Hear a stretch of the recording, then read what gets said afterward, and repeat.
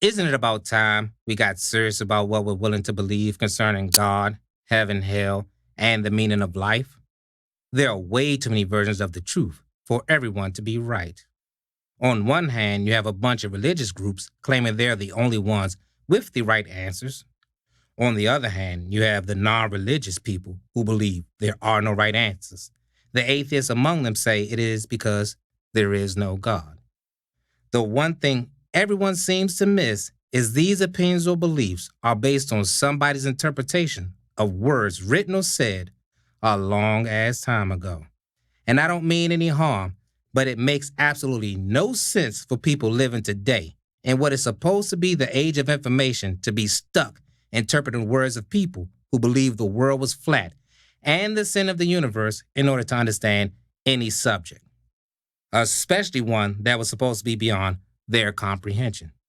At what point do we turn away from decoding and deciphering dead languages and turn towards math and science?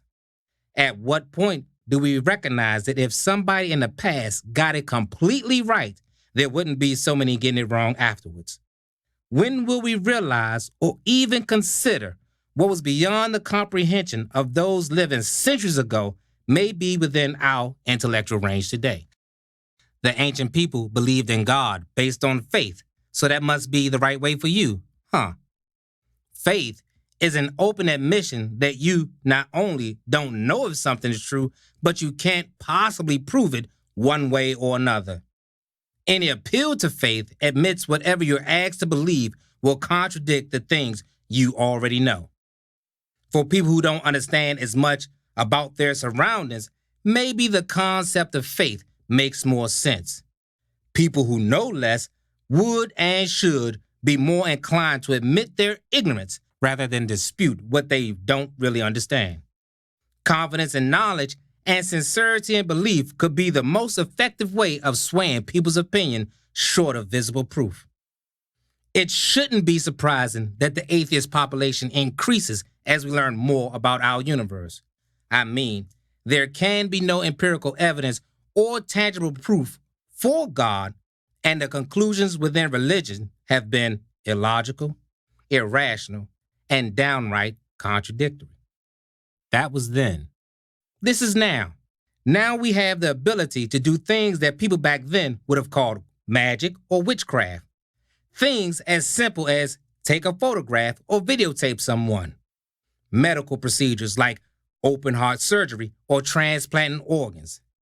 Building mechanized forms of transportation like cars or airplanes.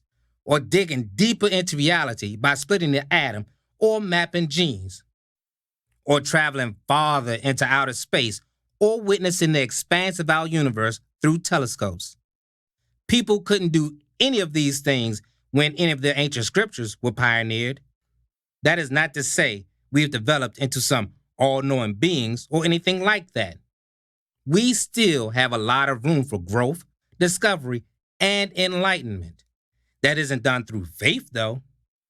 Any form of learning must have a criterion or basic standard for distinguishing what is true from the multiple conclusions that can be drawn from whatever we witness.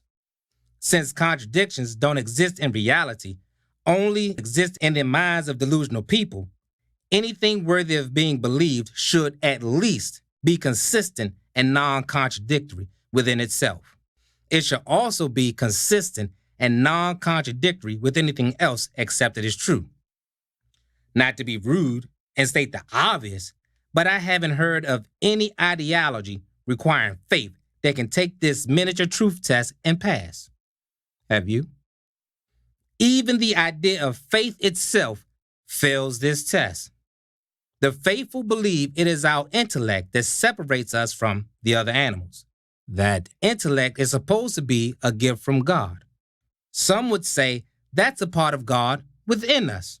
Then, why must we go against it in order to believe in God, or why can't we use it to comprehend or fully understand God? It makes no sense. I'll go a step further. Without the ability to use even this mini truth test, how can you distinguish the real from the make-believe, the liars from the legitimate, or the actual words of your chosen prophet from any forgeries by phony followers? The answer is you can't. And whatever words you use to try to defend faith against such a question will amount to you hoping your wants and wishes happen to match what is real. And since that's how you feel, why bother reading in the scriptures at all? Surely, if your spirit is so inclined to God that you can use that alone to determine the truth from falsehood, then it should be able to just lead you right to God from within. Now, for us mere mortals who must think and use our puny brains in order to know what to believe, any concept of God worthy of acceptance should not contradict itself or anything else we can prove.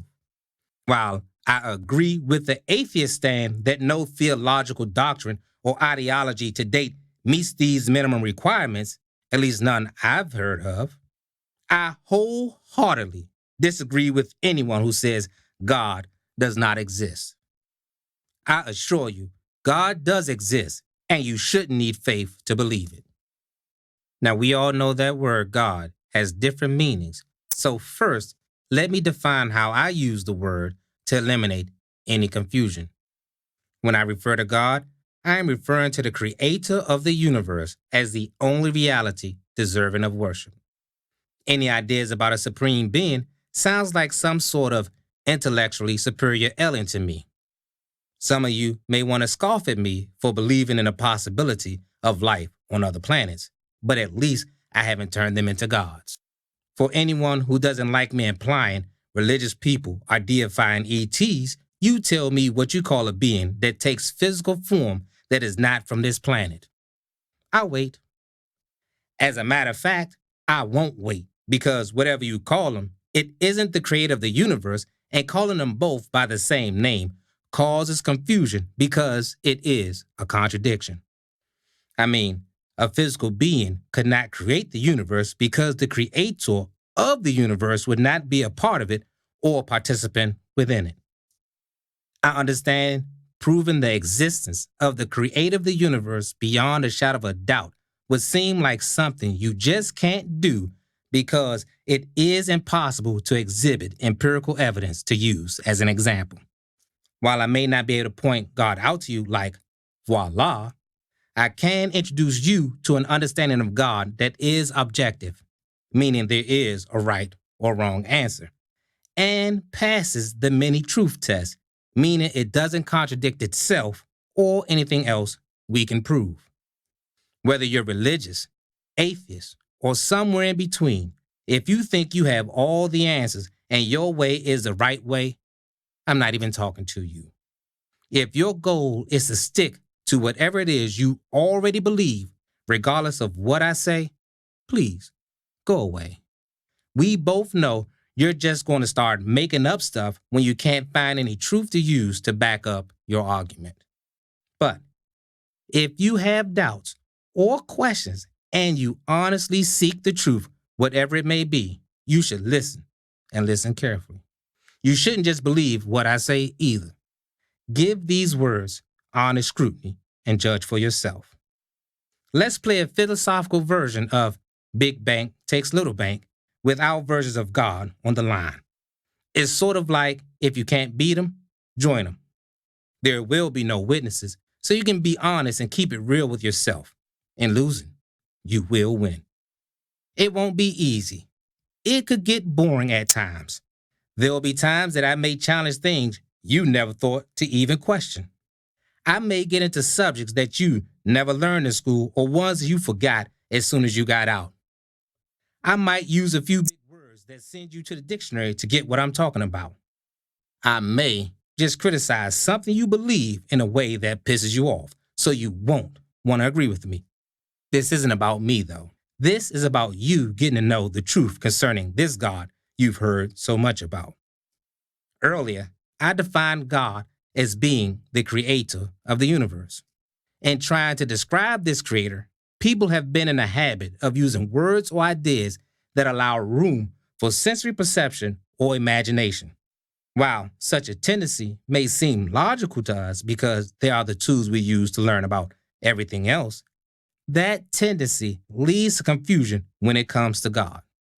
Because all we can ever do is discover and invent, we tend to forget or never even realize a creator must have existed independently before whatever was created.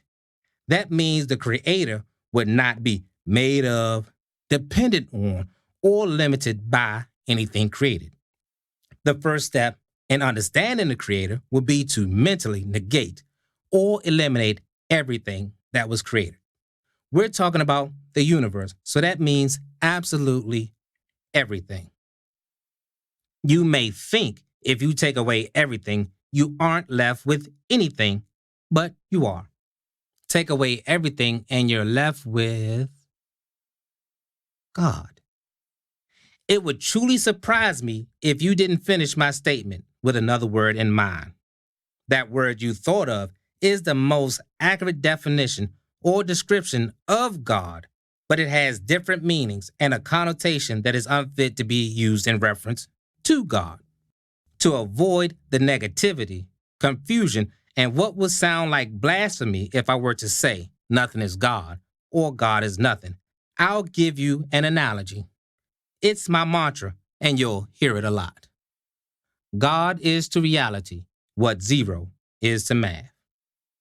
Now let that marinate for a moment while remembering I said God does exist.